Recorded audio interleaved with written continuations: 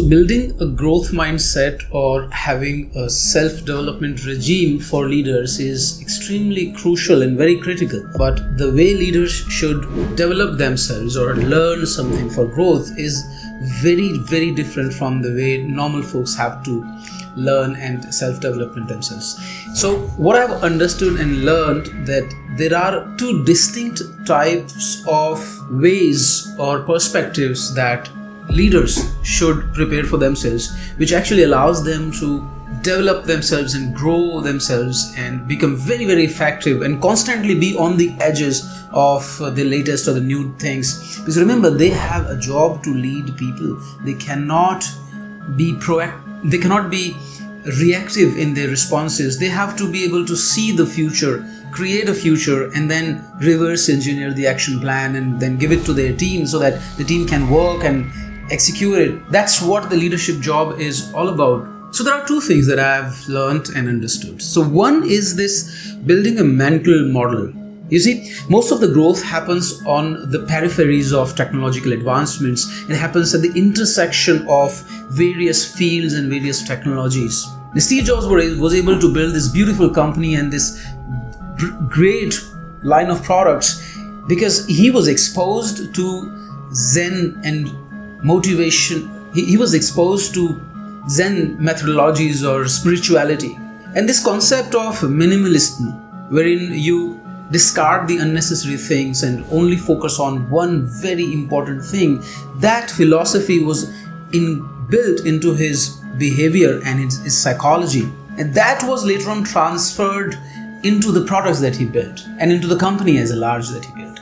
So what we need to understand that as leaders, we need to allow ourselves to go into the worlds and areas and uncharted territories wherein things may not make sense for a while, but it is that broad experience and exposure that allows you to build this very different kind of perspective that eventually will be transferred into visionary ideas and solutions later on, right? So what you need to do as a leader?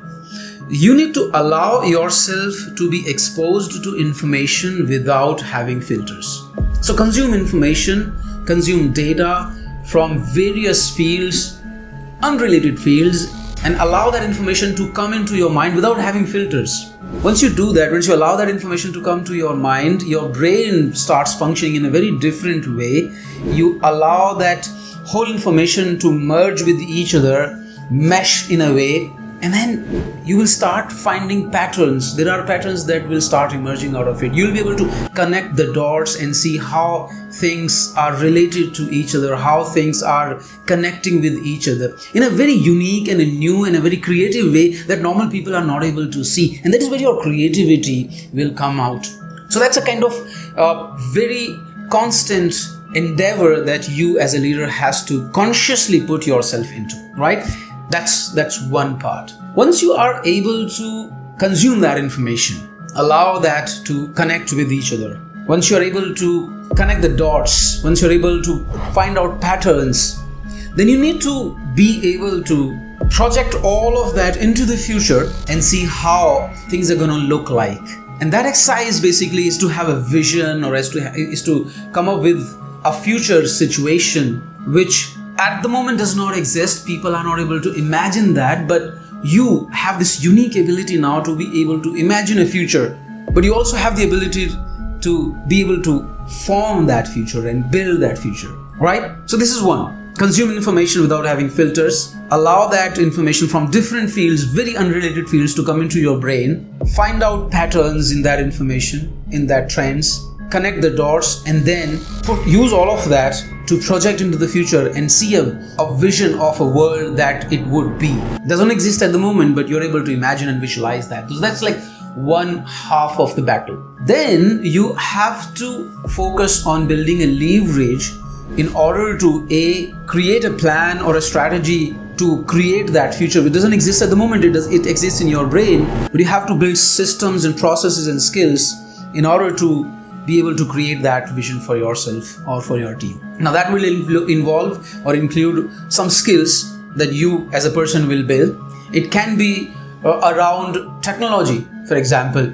Your code is not technology, but you will have to build some skills around technology, because in order to build that vision and future of yours, you will have to have technology. I'm just taking an example. Then you have to build the ability to find people who will work on those ideas or plans of yours, arrange finances and everything. And every leader has a core of skill set.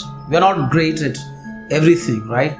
But we have to build those peripheral skill sets. Otherwise, any plan, any strategy will not be executed well, and you will not be able to realize that vision of yours. So these are like two things: consuming information, connecting the dots, being able to find patterns and being able to visualize a future that doesn't exist at the moment, and then gradually and constantly building the skills and the leverage and the processes and systems around the things which will allow you to work on that plan and create that future which people are not able to see at the moment, and only you are completely convinced on it.